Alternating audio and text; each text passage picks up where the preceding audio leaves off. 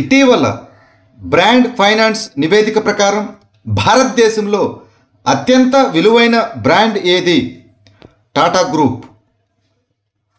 2025 brand finance నివేదికలో Tata group భారతదేశంలో అత్యంత విలువైన బ్రాండ్గా ఎంపికైంది. టాటా గ్రూపు బ్రాండ్ విలువ 10% పెరిగి $31.6 బిలియన్ పెరిగింది. $30 బిలియన్ పరిమితిని దాటిన మొదటి భారతీయ బ్రాండ్గా అవతరించడం ద్వారా భారతదేశపు అత్యంత విలువైన బ్రాండ్గా మరోసారి తన స్థానాన్ని సంపాదించుకుంది. అంతర్జాతీయ ఒలింపిక్ కమిటీకి మొదటి మహిళ మరియు మొదటి ఆఫ్రికన్ అధ్యక్షురాలు ఎవరు? Kirsty Coventry. ఇటీవల జింబాబ్వేకి చెందిన క్రిస్టీ కోవెంట్రీ 130 సంవత్సరాల చరిత్రలో అంతర్జాతీయ ఒలింపిక్ కమిటీకి మొదటి మహిళ మరియు మొదటి ఆఫ్రికన్ అధ్యక్షురాలుగా చరిత్ర సృష్టించారు. కోవెంట్రీ ఈతలో 7 సార్లు ఒలింపిక్ పతక విజేత. ఆమె అథ్లెట్ హక్కులు, లింగ సమానత్వం మరియు క్రీడల స్థిరత్వంపై దృష్టి పెట్టాలని లక్ష్యంగా పెట్టుకుంది. భారత విదేశీ నిఘా సంస్థ అయిన రీసెర్చ్ అండ్ అనాలిసిస్ వింగ్ అనగా రా అధిపతిగా ఎవరు నియమితులయ్యారు? పరాగ్ జైన్. కేంద్ర ప్రభుత్వం 1989 batch Indian police service Punjab cadre అధికారి అయిన పరాగ్ జైన్ను భారతదేశ బాహ్య నిఘా సంస్థ అయిన రీసెర్చ్ అండ్ అనాలిసిస్ వింగ్ తదుపరి చీఫ్గా నియమించింది. జూన్ 30, 2025న పదవీకాలం ముగిసే ప్రస్తుత చీఫ్ రవిసిన్హా స్థానంలో జైన్ బాధ్యతలు స్వీకరిస్తారు. నాసా యొక్క ఏరోస్పేస్ ప్రోగ్రామును పూర్తి చేసిన మొదటి భారతీయురాలు ఎవరు? దంగేటి జాన్వి. దంగేటి జాన్వి నాసా యొక్క ఏరోస్పేస్ ప్రోగ్రామును పూర్తి చేసిన మొదటి భారతీయురాలు. ఆంధ్రప్రదేశ్లోని పశ్చిమ గోదావరి జిల్లా పాలకొల్లుకు చెందిన దంగేటి జాన్వి నాసా ప్రతిష్టాత్మక అంతర్జాతీయ వైమానిక మరియు అంతరిక్ష కార్యక్రమాన్ని విజయవంతంగా పూర్తి చేసిన మొదటి భారతీయురాలు కావడం ద్వారా భారత అంతరిక్ష పరిశోధన చరిత్రలో తన పేరును లిఖించుకుంది. K6 hypersonic submarine launched ballistic క్షిపణి అనగా SLBMను ఏ సంస్థ అభివృద్ధి చేసింది? రక్షణ పరిశోధన మరియు అభివృద్ధి ఆర్గనైజేషన్ DRDO. ఇటీవల భారతదేశం వ్యూహాత్మక నిరోధం మరియు నావికా శక్తిని బలోపేతం చేయడానికి K6 hypersonic submarine launched ballistic క్షిపణిని అభివృద్ధి చేస్తుంది. దీనిని హైదరాబాద్లోని defence research and development organisation advanced naval systems laboratory అభివృద్ధి చేస్తున్నది. K6 భారత నౌకాదళం యొక్క అధునాతన S5 తరగతి SSBNలలో అనగా న్యూక్లియర్ పవర్డ్ బ్యాలిస్టిక్ క్షిపణి జంత్రగములలో మోహరించబడుతున్నది. దేశంలో మొట్టమొదటి డిజిటల్ హైవే ఎక్కడ ఉంది? ఢిల్లీ గురుగ్రామ్. ఢిల్లీలోని ద్వారకా ఎక్స్ప్రెస్ వేపై తన మొట్టమొదటి అడ్వాన్స్డ్ ట్రాఫిక్ మేనేజ్మెంట్ సిస్టమ్ ప్రాజెక్టును ప్రారంభించింది. ఈ initiative national highways authority of India తాజా 2023 మార్గదర్శకాలకు అనుగుణంగా ఉంది. భారతదేశంలో మొట్టమొదటి డిజిటల్ హైవే ఢిల్లీలోని ద్వారకా ఎక్స్ప్రెస్ వేలో ఉంది. ఇది AI ఆధారిత అడ్వాన్స్డ్ ట్రాఫిక్ మేనేజ్మెంట్ సిస్టంతో అమర్చబడి ఉంది. ప్రత్యేకంగా డిజిటల్ హైవే మొత్తం ద్వారకా ఎక్స్ప్రెస్ వే మరియు NH-48 యొక్క 28 కిలోమీటర్ల విస్తీర్ణాన్ని కలిగి ఉంటుంది. FDI ఫారెన్ డైరెక్ట్ ఇన్వెస్ట్మెంట్ గమ్యస్థానాలలో భారతదేశం ఏ స్థానంలో ఉంది? 15వ స్థానంలో. విదేశీ ప్రత్యక్ష పెట్టుబడుల కోసం ప్రపంచ గమ్యస్థానాలలో భారతదేశం ప్రస్తుతం 15వ స్థానంలో ఉంది. 2024లో ఎఫ్డిఐ ప్రవాహాలలో స్వల్ప తగ్గుదల ఉన్నప్పటికీ యుఎన్సిటిఏడి యొక్క 2025 ప్రపంచ పెట్టుబడి నివేదిక ప్రకారం భారతదేశ ర్యాంకింగు ఒక స్థానం మెరుగుపడింది. భారతదేశం ఎఫ్డిఐ ప్రవాహాలలో స్వల్ప తగ్గుదలను ఎదుర్కొన్నది. 2023లో $28.1 బిలియన్ నుండి 2024లో $27.6 బిలియన్ పడిపోయింది. అయితే దేశం ఇప్పటికీ ప్రముఖ గమ్యస్థానంగా బలమైన స్థానాన్ని కలిగి ఉంది. మొదటి స్థానంలో యుఎస్ఏ, 2వ స్థానంలో సింగపూర్, 3వ స్థానంలో హాంకాంగ్, 4వ స్థానంలో చైనా, 5వ స్థానంలో లగ్జంబర్గ్, ఇక 15వ స్థానంలో భారతదేశం ఉన్నది. ఇటీవల the one cricket my life and more అనే ఆత్మకథను ఎవరు రాశారు? శిఖర్ ధావన్. ప్రఖ్యాత భారత క్రికెటర్ అయిన శిఖర్ ధావన్ తన జీవిత చరిత్ర the one cricket my life and మోర్ను ఆవిష్కరించారు. అతని క్రికెట్ ప్రయాణం మరియు అతని కెరీర్ నుండి వ్యక్తిగత సంఘటనలను వివరిస్తుంది.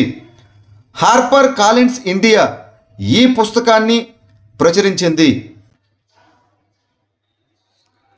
ఫట్టా హైపర్సోనిక్ బ్యాలిస్టిక్ క్షిపణిని ఏ దేశం అభివృద్ధి చేసింది? ఇరాన్. ఇరాన్ ఇటీవల ఇజ్రాయెల్పై దాడుల్లో తన ఫట్టా హైపర్సోనిక్ క్షిపణిని ప్రయోగించింది. ఐరన్ డోమ్ వంటి రక్షణ వ్యవస్థలను బద్దలు కొట్టడం ద్వారా ప్రపంచ భద్రతా ఆందోళనను లేవనెత్తింది. ఈ ఫట్టా అనేది Iran Islamic revolutionary guard corps ఒక ఏరోస్పేస్ ఫోర్స్ అభివృద్ధి చేసిన మధ్యస్థ శ్రేణి హైపర్సోనిక్ బ్యాలిస్టిక్ క్షిపణి. దీనిని నవంబర్ 2022లో ఇరాన్ క్షిపణి కార్యక్రమానికి పితామహుడు అయిన హసన్ టెహ్రానీ మొకద్దం వర్ధంతి సందర్భంగా ఆవిష్కరించారు మరియు దీనిని 2023లో ప్రవేశపెట్టారు. ఇండియన్ కోస్ట్ గార్డ్ కోసం 8 FPV ప్రాజెక్టు కింద చేర్చబడిన మొదటి ఫాస్ట్ పెట్రోల్ వెజల్ పేరు ఏమిటి? Adamya fast patrol vessel. ఇటీవల గోవా షిప్ యార్డ్ లిమిటెడ్లోని 8 ఫాస్ట్ పెట్రోల్ వెజల్ ప్రాజెక్టు కింద మొదటి ఫాస్ట్ పెట్రోల్ వెజల్ అయినటువంటి ఆదమ్య గోవాలోని ఇండియన్ కోస్ట్ గార్డులో చేర్చబడింది. ప్రతిష్టాత్మకమైన 8 ఫాస్ట్ పెట్రోల్ వెజల్ ప్రాజెక్ట్ కింద గోవా షిప్ యార్డ్ లిమిటెడ్ నిర్మిస్తున్న 8 నౌకలలో ఆదమ్య మొదటిది.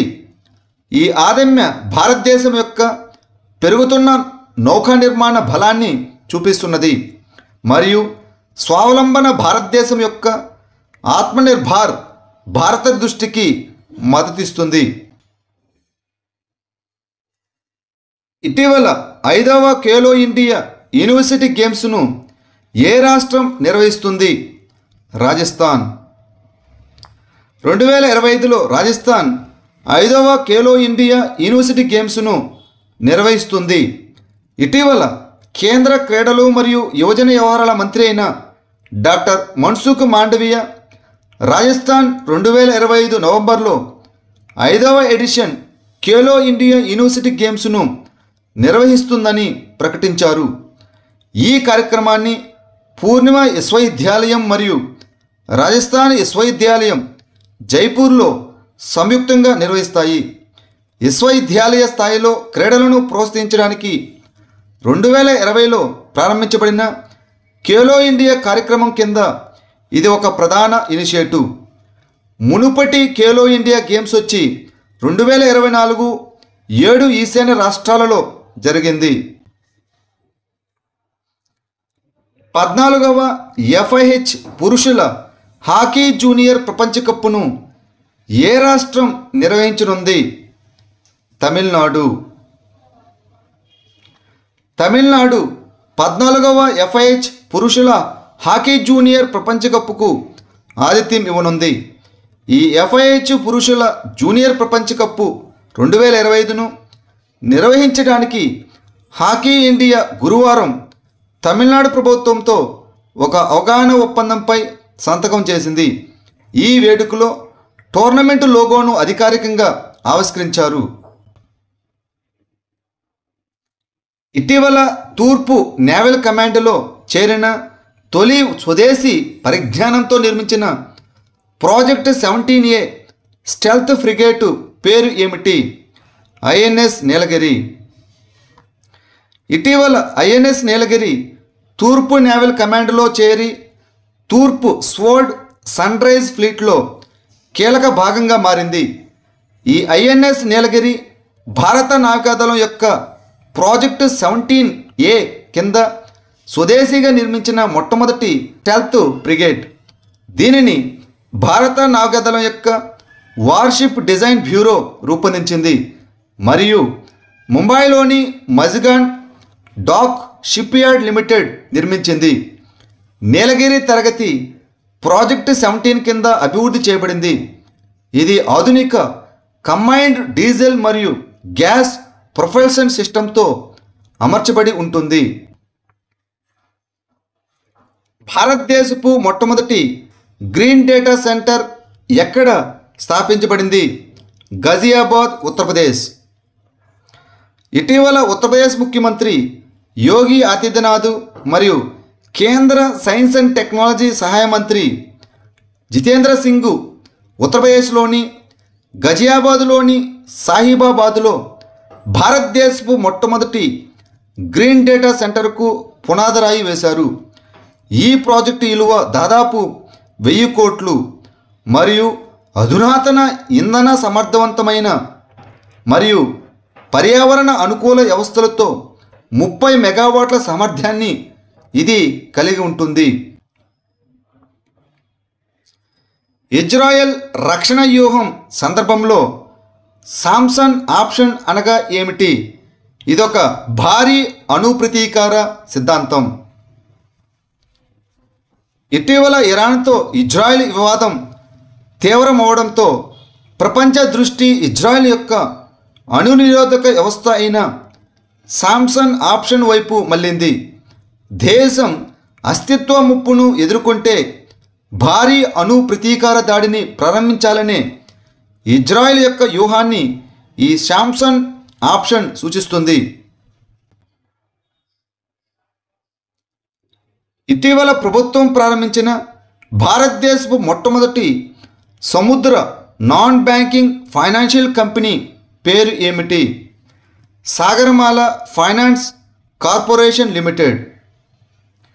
ఇటీవల కేంద్ర ఓడరేవులు, షిప్పింగ్ మరియు జలమార్గాల మంత్రి సర్బానంద్ సోనోవాల్ సముద్ర రంగానికి భారతదేశపు మొట్టమొదటి నాన్ బ్యాంకింగ్ ఫైనాన్షియల్ కంపెనీ అయిన సాగరమాల ఫైనాన్స్ కార్పొరేషన్ లిమిటెడ్ను ప్రారంభించారు. ఇది జూన్ 19, 2025న అధికారికంగా రిజర్వ్ బ్యాంక్ ఆఫ్ ఇండియాలో నమోదు చేయబడింది. ఈ SMFCL షిప్పింగ్ కంపెనీలు మైక్రో, స్మాల్ మరియు మీడియం ఎంటర్ప్రైజెస్లు, స్టార్టప్లు మరియు సముద్ర సంస్థలకు రంగాల వారీగా నిధులు అందించడం లక్ష్యంగా పెట్టుకుంది.